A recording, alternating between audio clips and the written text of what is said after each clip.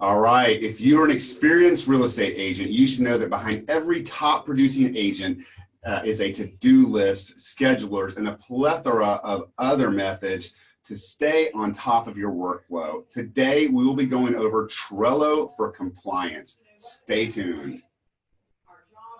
Welcome to RealtyHack, where we look at the best practices of top producing agents and teams all across the country.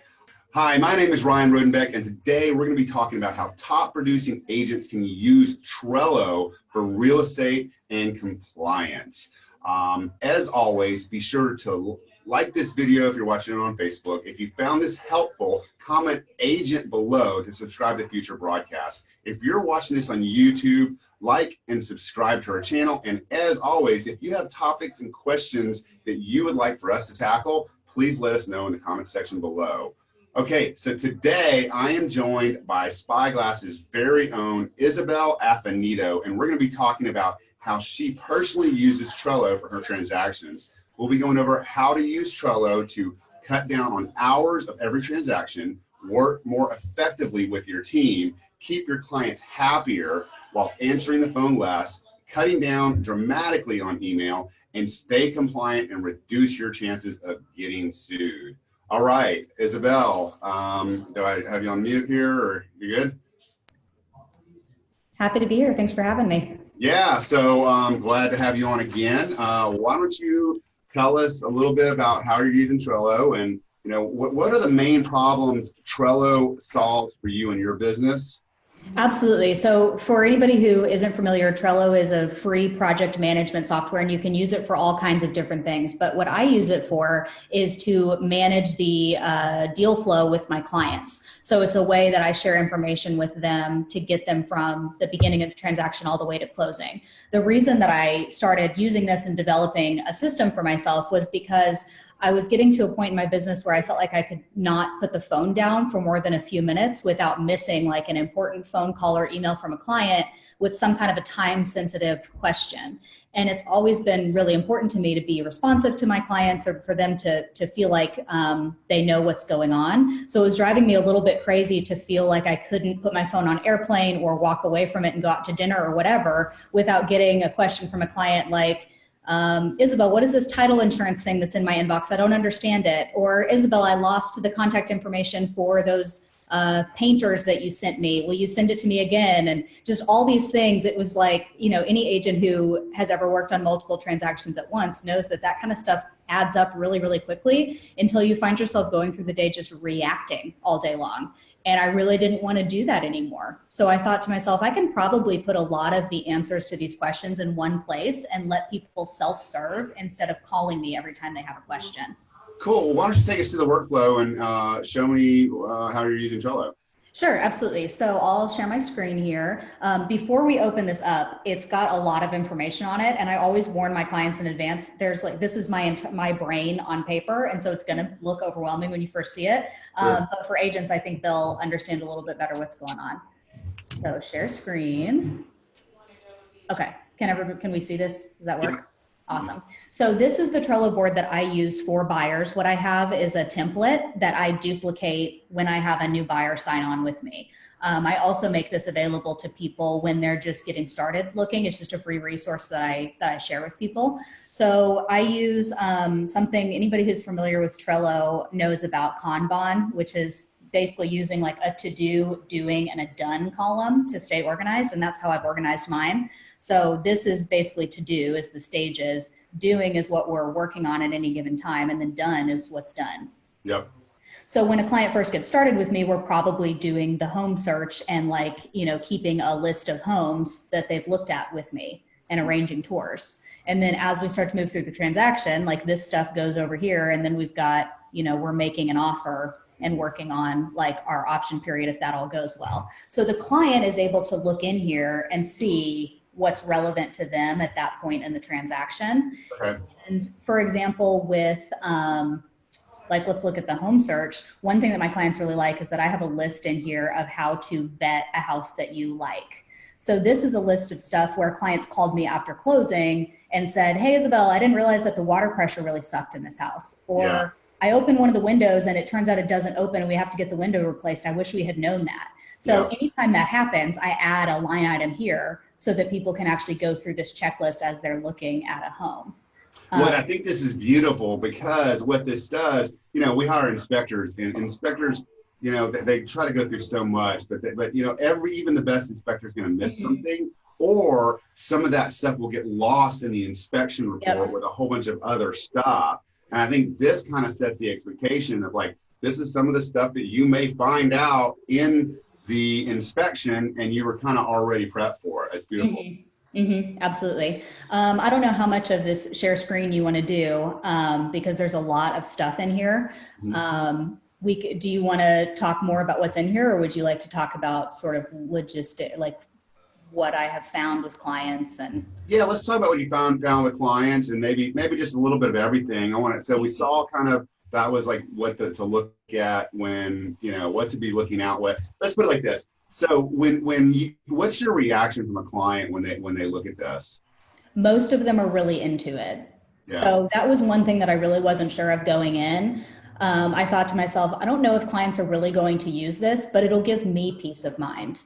Yeah. I can at least put notes for myself there and links for myself, and it'll be easier for me to find stuff.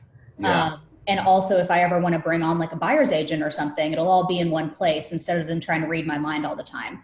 And it was a pleasant surprise that I would say 70% of my clients are super on board with using this. So I'll get phone calls from people with things like, hey, Isabel, we got our title commitment. I wasn't sure what it was, but then I looked at the board and I read all about title insurance, and now I'm good. I don't have any questions. And I'm like, that is a beautiful, beautiful email to get from a client. Yeah, absolutely. Can we open that one up? Yeah, for sure. So the title commitment here. I also integrate a lot of videos into mine. I use Loom. So sometimes it's easier for people to listen to me explain something than it is for them to read it. But in the title commitment part, I have a whole explanation of what the title policy is. And then I also have links to, like Austin Title has some resources about how to read a title commitment. So that's in here. I have something about title endorsements, that's here. And then frequently asked questions from Austin Title is here. So this is a lot of resources that people can access on their own to do some self-education about what this thing is.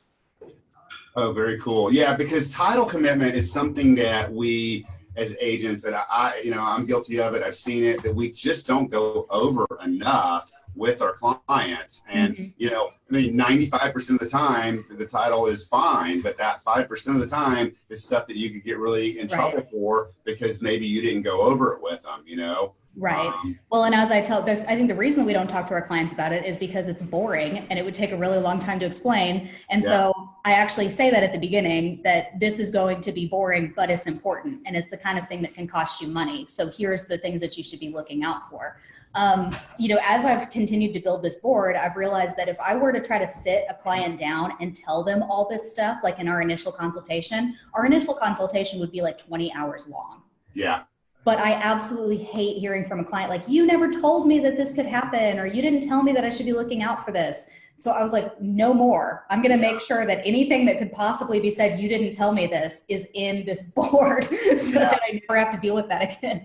And I got to tell you, Isabel, we've done the same thing with emails, okay? Where any potential problem that has come up in the past, we've gone back and put it into a series of emails. The problem with that is that the very first email that we had was so long that people need stuff in bite-sized pieces or you're just going to skim over it. Yeah. So I think this is a much more, digestible way for this information to be submitted to your buyers. Well, what about the closing process? Do you have something you can show us on that? Yep, absolutely. So we have contract to close here, which has some stuff in it, but also what we do, we have a separate card for contingencies. And this one tends to work really well. We go through and populate these with the dates that are relevant to that client's contract. Yeah. And then as those dates pass, we check them off. So it's really easy for any of us to reference, like, when has the title commitment been received yet? And how many days do we have to review it? And when are HOA docs supposed to come in and all this stuff? So the client can actually see their deadlines. So when they should be looking at stuff. And then for closing, we have another one that has important stuff for closing day, like bring a copy of your ID, simple things like that. And then stuff about like wire fraud. I mean, this is a big one for compliance, right? Making sure that your clients don't accidentally wire their funds to another country or whatever. I know that the title company brings it up, but we might as well bring it up too. So that's what we have for closing. Also, this whole thing is like a living document, because anytime we have an issue with a client or we find a new resource or whatever, it goes onto this board. Yeah. So it started out much more bare bones than it is now. And then over time, as I worked with more and more people, I've added to it, added cards, and just continued to add resources to it. Sorry, let me. Okay. All right. Yeah. Back to your point about emails, Ryan, I spent a lot of time before I found Trello exploring what I was going to use to solve this problem that I had. Yeah. And I thought about doing blog posts, and I thought people aren't going to read them. I thought about doing emails, but the problem I had with emails is like every transaction is a different length. So if you're doing a new home that's going to take 9 months to close, or you have a cash transaction that's going to take 10 days to close, or you have a more conventional transaction that's going to be like 30 to 45 days, well, how do you time your emails? Exactly. Right? Like, are you do you have 4 different email drips for different time periods it just seemed crazy to me to try to build emails that way. And then what do you do if you start a transaction, but then they terminate it and then they start another transaction? Do you start something else over again? Like, it just seemed crazy to me. So how do you do that? I mean, is it just kind of like it's in that, do you let them know that they're in that part of the stage, or how do you relay that to the client? Sure. So basically, if we were to, let's say, for example, we go under contract, they're in their option period, and then they decide to terminate and they want to go back out and look at stuff again. Yeah. We just move these back over. So these go back here, and then we're back to looking at homes. Yeah. So we just keep it moving back and forth, and the clients use it because this has notes that are relevant to them. So like in list of homes, I'm going to keep a list of the tours that we go on and what we've seen and our notes back and forth about them. Under the, title commitment, we might keep notes like I'll say, hey, you might want to look out for this and this on page 3. And they're going to reply like, looked at it, we're good, we're ready to move forward. So it's got notes that are relevant to the transaction that also cut way, way down on the emails too. Okay, so I have one more question about this. It's like, with as far as your transaction coordinator, is this pretty easy to plug in to for contract to close transaction coordinator? Absolutely. So we have a full-time assistant who does our contract to close, and she loves it because it helps her understand. Like, she doesn't have to type out an email to clients about the title commitment. She can just send them a link to that part of their board. Wow. And it's also easier for the two of us to communicate back and forth and pick up for each other. Because if I leave a note in there, she can see it and the client can see it. So does she, like, if she's in that part of the board, does she just comment and say like tag the client, like, hey, this is where we're at now? Is that what you do? Depends. Mostly the clients check the board themselves. Yeah. I have a lot of clients who check it all the time. And if there's something that we need them to notice, then we will tag them on it. But for the most part, people self-serve this stuff. Yeah. This is beautiful. So, one thing that I tell you that you can, we use Workplace by Facebook, right? Mm-hmm. And there's a Trello integration. So what we've done with some clients is we'll start what they call a multi-company group. And, we put information like, and especially clients that are out of town, looking at stuff, we'll go and do videos of it with our GoPro, and then we'll upload that to the group where they can comment. But you can put an integration with Trello into that workplace group. Mm-hmm. So yeah, this is really good. I really appreciate you going through this. This is something I think we needed to adopt company-wide. So thank you so much for going over this today.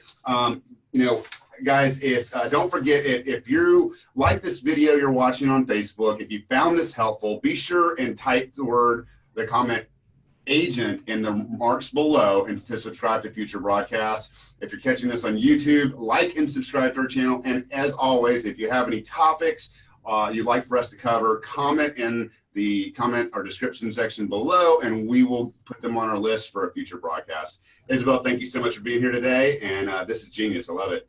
Absolutely. Thank you for having me. Okay, bye-bye.